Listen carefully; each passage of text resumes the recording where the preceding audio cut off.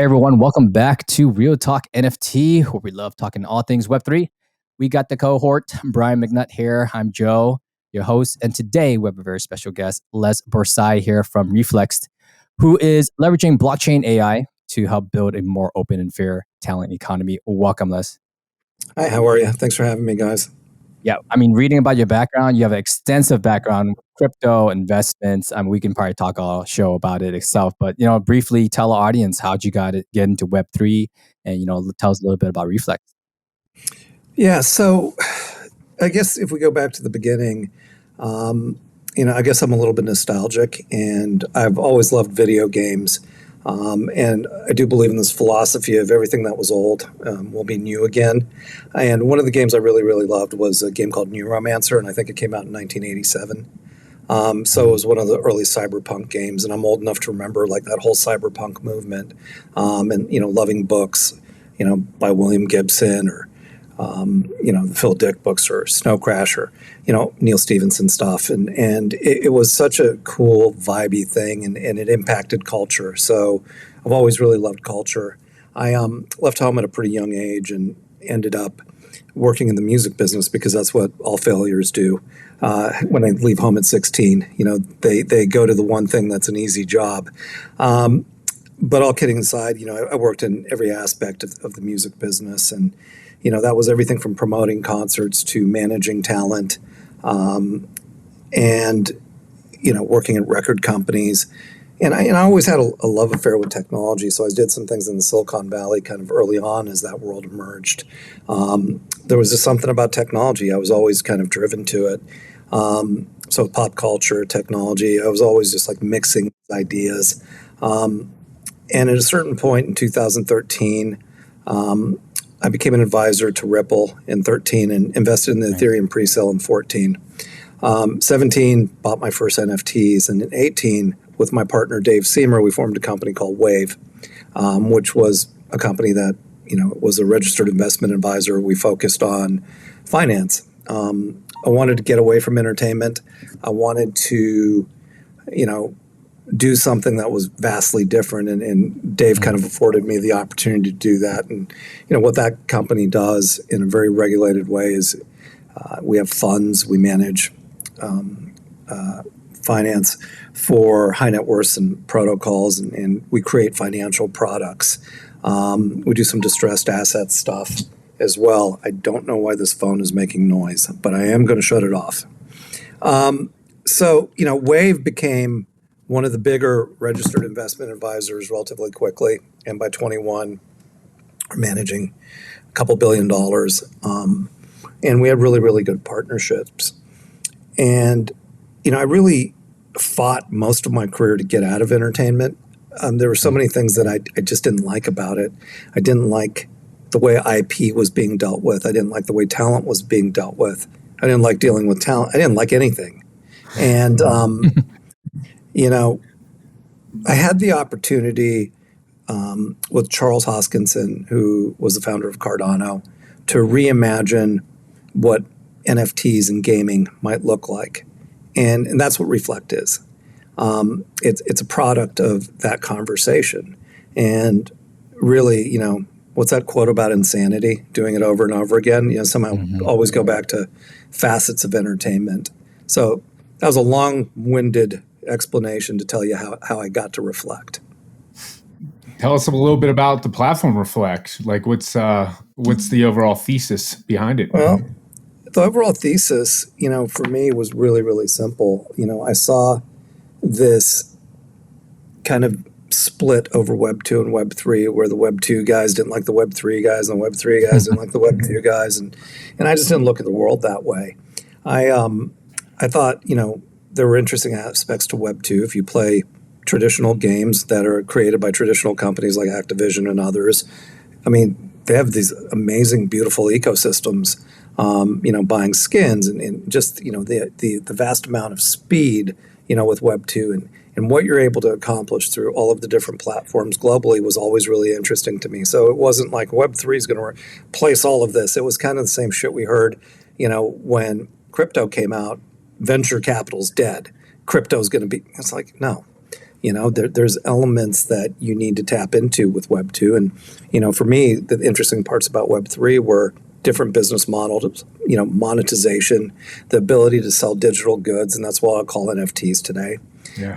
That impact gaming through these Web3 decentralized ecosystems that are global.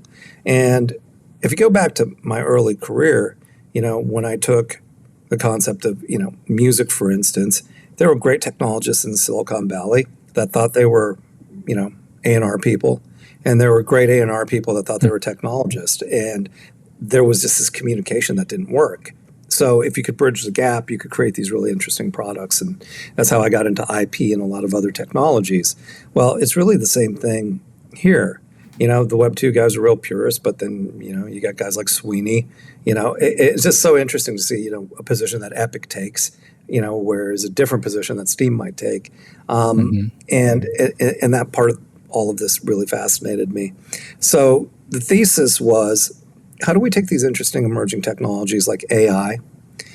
Social media and influencer culture was just a disaster, in my opinion. And what people didn't realize about AI and an LLM is it was going to change the way everything was perceived and executed on, and search would change, and lead generation would change, and all these things would change.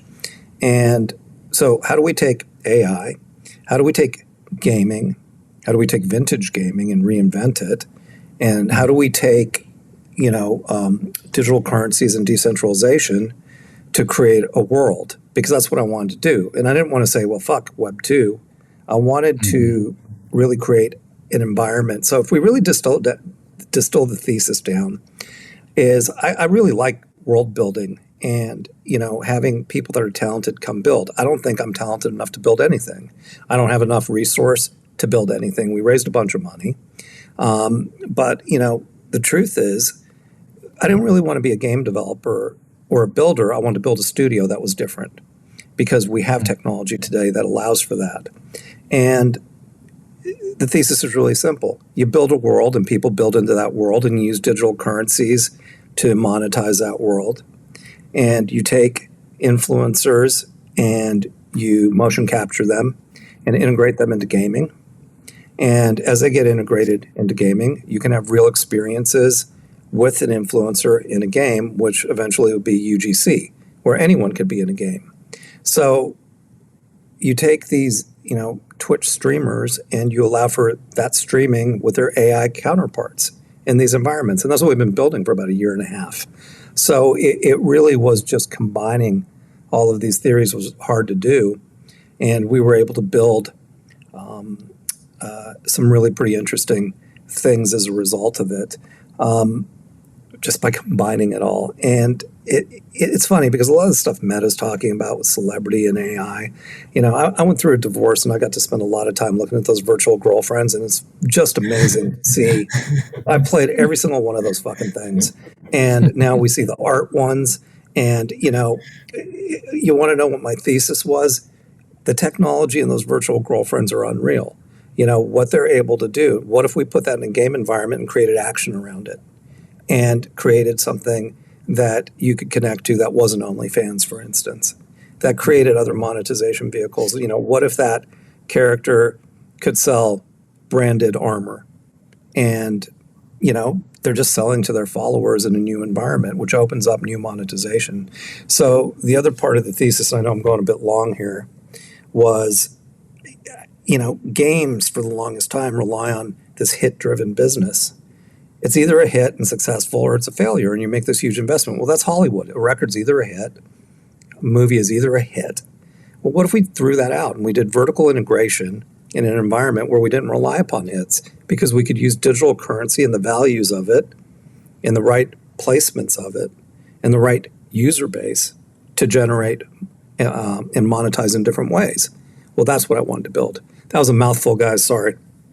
Yeah, no, there's a lot that you said there. So try to break it down for our audience here. I mean, I live in San Francisco, so I go, 2 blocks and I see an AI billboard. And you're taking, AI and emerging technology alongside blockchain, which is still changing by the day. I mean, that must move the goalposts like on a weekly basis for you. You being building for a year and a half, sort of the biggest challenges that you have, or the biggest opportunities? I know you mentioned, having that integration. Yep. Sorry, go ahead. No, I mean, look, the biggest challenge is, I swear to God, my brain works in a funny way sometimes. And just explaining to the company that I created with the staff that we have what the hell we were doing was a challenge, and it was like, look, okay, let's create a deck, guys, create the deck 4 times, right? Let's create a video, guys, so I can just explain what it is I'm trying to articulate. And, we went to a Cardano conference, and, it wasn't a ton of people there. And we had a motion capture unit, and we probably scanned 70% of that conference and have those digital doubles. And it just told me what the appetite was, for something that is new like this. And, I have demos of all this stuff. If you want to have them, air them, you can put them in after. This is a place you can edit. But I have, demos of taking an influencer, putting her in the game, being able to talk to her as you're playing the game. Yeah, that's something that I saw you do also in Las Vegas. I saw you just had a conference recently. I saw some influencers. That's the one I was talking about. Everyone was scanning. Yeah, that's very interesting. I haven't seen digital doubles done in that fashion before, and I imagine AI kind of takes the personality or the part of the influencer. They don't necessarily have to be the face and voice, even controlling that digital double. It could just kind of it's independently run in itself. It's really crazy. The first game, Girl Fight, was completely, my girlfriend's inspiration and vision for this thing. She was doing some martial arts moves. I don't know why she doesn't do martial arts one day. And talked about AI and being immortal in a game as a character. And a lot of it hit me when she said that. And I was mad at her one week. She'll kill me for this part. And I created an AI version of her that was just kind of a bitch, if I can say that. Edit bitch, but she was just horrible to me. And it was like typing in, hey, what are you doing? Why are you asking? What do you want? And I'm like, holy shit, this is her when she's mad. And it really is like this amazing thing, where AI is going and frightening at the same time, when we start to think about things like super intelligence and what impact that's going to have. Man, if Elon Musk hears this conversation, we're all getting flagged long term. You know how he always says AI is going to take over the world. Well, he's built. What people don't realize is with XAI, I mean, it's a shell game. That's a defensive company to deal with that super intelligence problem. And the principle in that is just when AI has a capacity that's greater than humans, how are we going to deal with that? With no moral compass. Yeah. Yeah, I was just talking to somebody about this recently, who's not as technology isn't as savvy in technology as we are. And I was explaining to him with deep fakes and just video as we know it, it's hard to even know, is this something real now? And I'm questioning this on a video here and there. And I was telling him, I was like, in a year or two, you can't believe what's in a video. You're not gonna be able to believe it. We've never lived through a time where you see a video and you're like, that's a fake, 100% fake. What's funny about that? I went to Hungary and my great grandmother didn't believe that the moon launch happened. And you might remember the conspiracy theories about, they filmed it in the studio. Yeah, the whole thing. Capricorn 1, I think, was the movie that dealt with that. I saw that. And, so we did have it. We just didn't have the technology to support it so flawlessly. Yeah, no, that's a great point. But there'll be a point you talk about Bigfoot videos. If you had some of the videos that we see now, 20 years ago, we'd be 100% that has to be real. But now moving forward, the video evidence is going to be thrown out the window, and it's going to be very interesting. And I don't even know where I'm going with this, but you're going to the place, I think, where it's kind of out of the bottle now, and there's no stopping it. Let's talk about IP for a minute. Microsoft is getting tons of cease and desist letters, for copyright infringement left and right. When we take a look at the music stuff, and the way music is being recreated, and it's not the Beatles doing a song, it's different AI versions doing Beatles songs. It's a copyright nightmare. It's going to change everything. And that's why I say, the Web3 world connected to the Web2 world really just changes the battlefield in a way. And, you look for the new monetization that gives the creator the leverage back, because the creator lost the leverage a long time ago. And can you imagine democratizing creation? If you could do that and creators can have an even playing field no matter who they are, like your podcast, for instance, where all of a sudden, day one, you can actually compete. And you don't have to do the things that are natural selection to put you at the top of the list. That's a fun day. You know what? Going back to Reflect in the platform, can you give us some more real life examples of when these digital twins or digital identities would be a benefit for a brand or a creator, how they could utilize it and how they could monetize behind that? Well, so the first game, which is launching, we have the VR version already playable. We had a web-based version already playable. We took an influencers, motion captured them, put them in the game. Think of Mortal Kombat game. Yeah. There's a whole bunch of ways they can monetize. They can have that AI chat experience, video experience with players. They can sell and monetize in a way they never had before. They can create in a way they haven't before. You can use digital currencies. One of the things we're doing is we're going to put a digital currency into all of these games and other games outside of our ecosystem. We bought a smart contract recently, and we're going to do something that's never been done by repurposing it. And, we can do anything that our imagination allows us to do. And that's why, when you take a look at an influencer that monetizes on one platform, the idea is that real life influencer doesn't have to stream here. Their digital double will. Yeah. Their digital double, for lack of a better term, it's almost like that Multiplicity movie where the clone works for the Michael influencer. Keaton. Yeah. So, that's really what it was in my mind. It was like, okay, having a digital double's cool, and all these guys like Mr. Beast are doing it. It's like, what are they really doing? They're just creating art. They're creating this, artistic AI version. But if you don't have something to do with it, then what's the point? If it doesn't work on your behalf globally, if you can't have it doing multiple things at once and, allowing a user-generated version to emerge with handhelds, which will happen, and put them into games. Now an influencer can make money by being a character in a game. It doesn't have to be Megan Fox in Mortal Kombat or, whoever the celebrity of the day is. And I think that's a differentiation for me from what Meta is doing. Meta is using all these celebrities. And, the truth is, I think that's going to run its course. But ordinary people doing extraordinary things in a digital world is really cool. And I think that's what we're going to accomplish by doing more motion capture and allowing people to put themselves in games. And there could be a premium for that. That's something that's never happened. If you could be in Call of Duty tomorrow as a character, you might do it.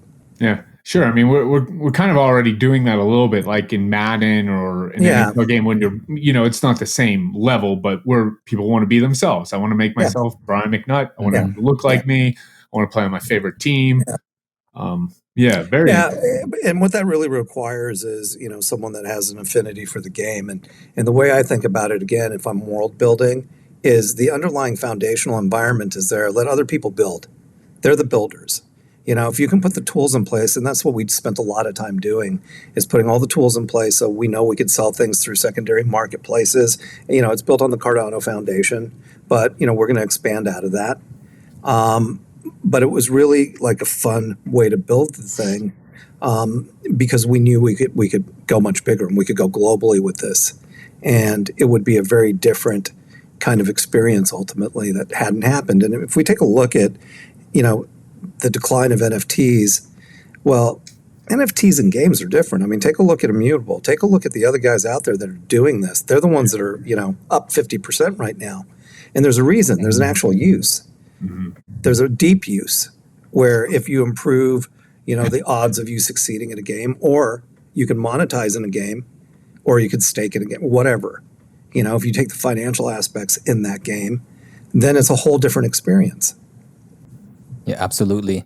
Is there a huge barrier to entry for like a creator coming on board versus like a brand? I imagine No, there's some cost involved. as a matter of fact, that was another thing when I was doing the videotape to the company saying this is what I want to do. Everyone was like, well, why aren't you getting Kim Kardashian? And it's like, I don't want Kim Kardashian. I don't want something to be bigger than the community as a whole. I'm not interested in that because then it becomes a Kim Kardashian game. So, eventually there is no barrier to entry. And this is going to be about scale and scope where anyone can do it. And I mean, I really don't like the licensing business as it exists today. You're paying a fortune in advances for the likeness of an influencer for what? A couple of posts? Give me people that really care about a game, that are gamers. And look, the first release is a game called Girl Fight. And Girl Fight is meant to, the narrative is going to be about empowerment. And it was created by females. There are no female-driven games. And I just love the idea of that, that the diversity that we can accomplish because we want to. Like, the hardest thing with like the people at the company was like, well, what about the KPI in the game? I'm like, fuck KPI. Stop. Like, let's just build something cool. Let's just build an environment where people want to hang out, because like the concert shit in VR ain't it. And, as VR and, mixed reality and all that stuff emerges, like I love the Oculus 3. I just bought one of those things and it's super fun. And I think as Meta releases that in Asia, we're going to see this underlying world change. And that's what we're building for, the foundation of, what these metaverses and multiverses or whatever you want to call it, what they look like in the future. Well, we've talked a lot about the platform, and I can only imagine this might open up a can of worms, but I'm very curious. What have been some of the biggest challenges just overall building this concept and merging these all ideas and worlds together? The young people at the company not understanding the historical basis of vintage gaming and why I would want to do that. The older folks at the company not understanding the Web3 components. The biggest challenge is timing it all together. When you build a game, and you have a product management roadmap, that's relatively easy, but a lot of work.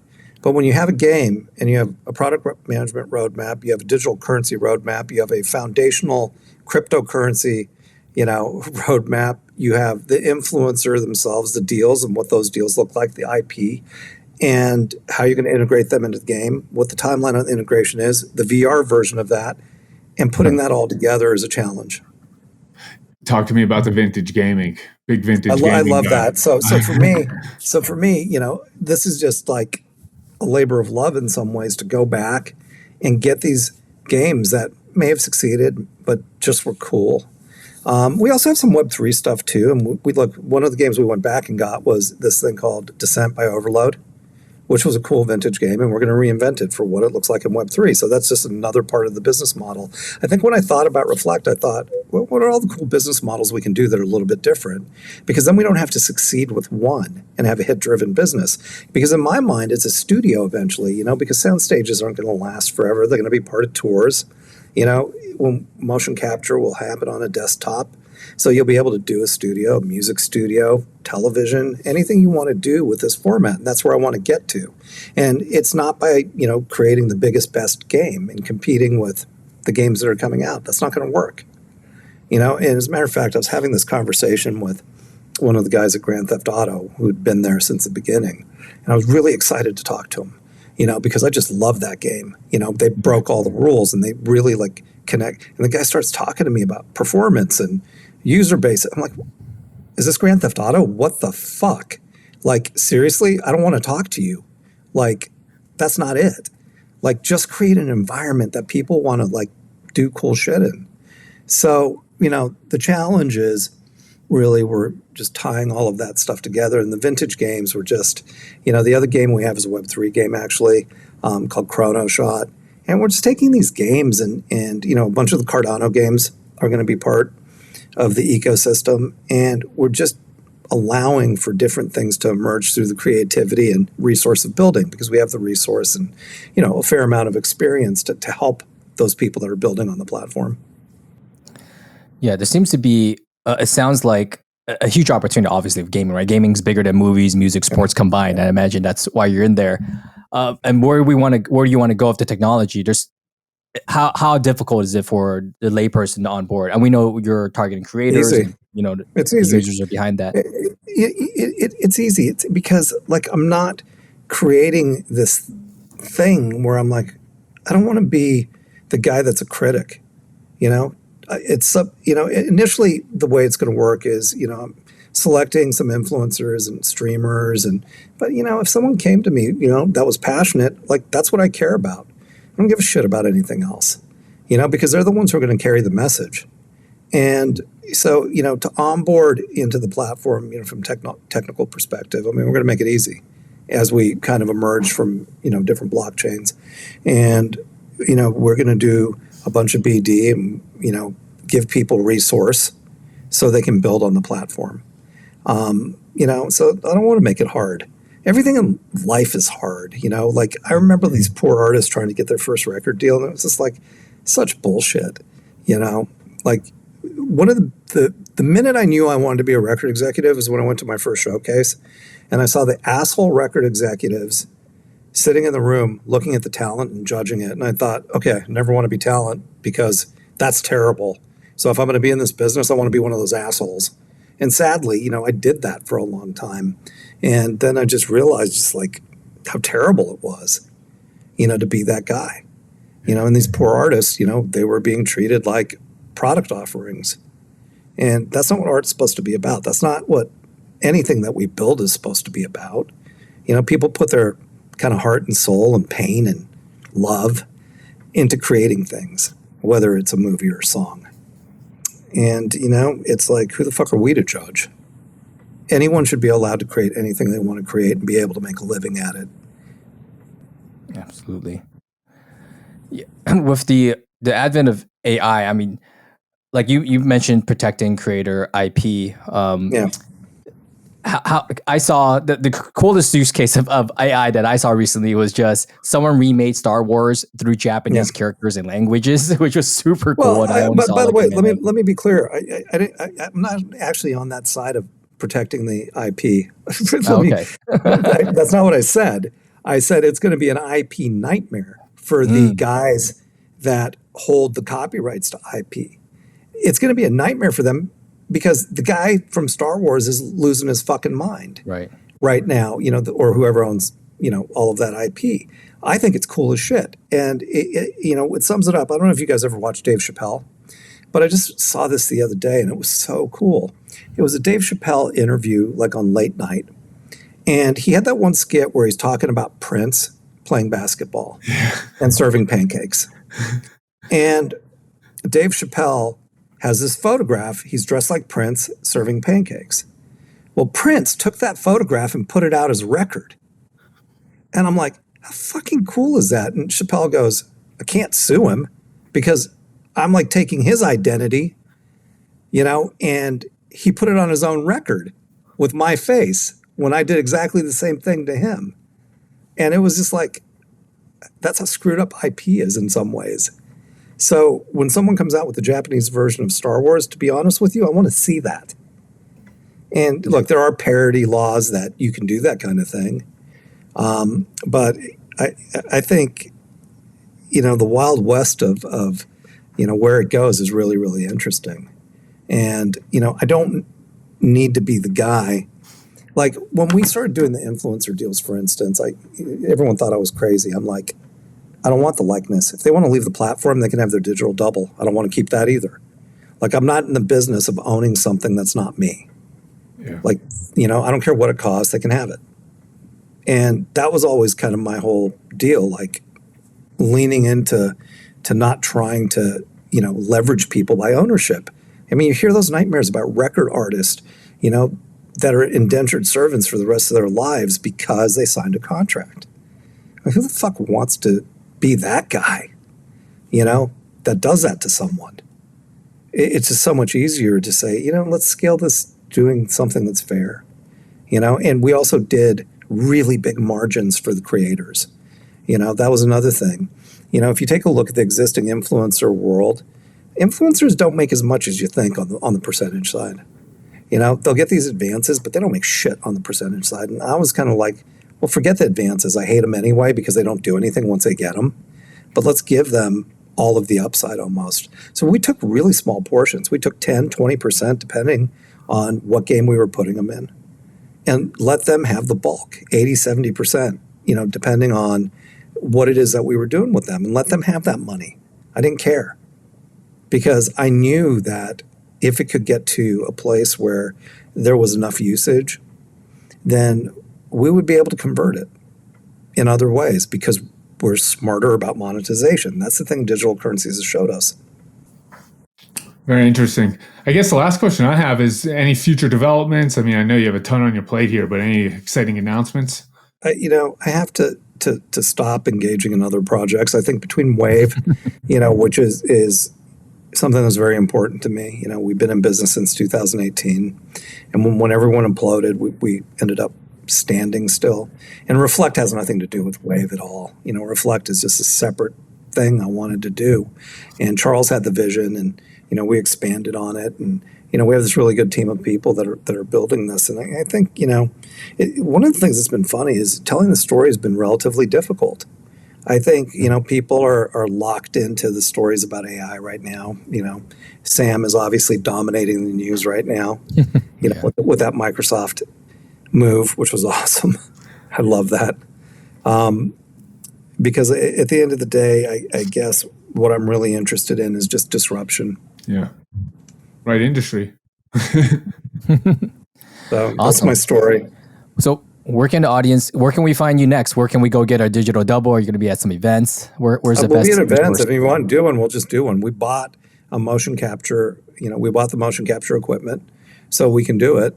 And right now, one of the things that we're doing is I'm having them look at all the conferences and events, because I want to scan people and I want to put people in these games based on their choice.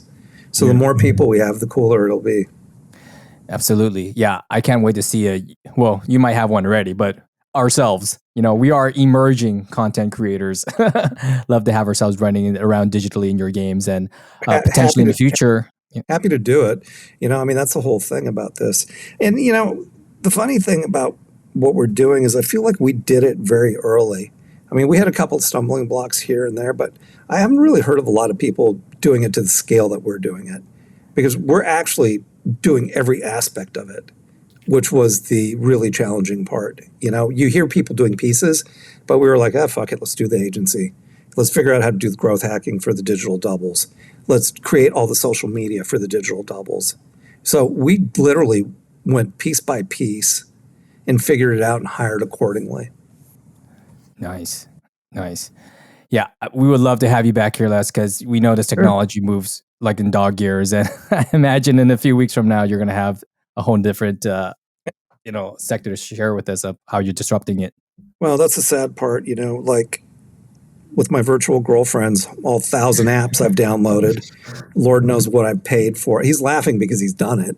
Look, he's done it as well, and it's like, dude, what you can do with those things now is just crazy. They send selfies, they send videos, they talk to you, know you, it's just amazing what you can do with that.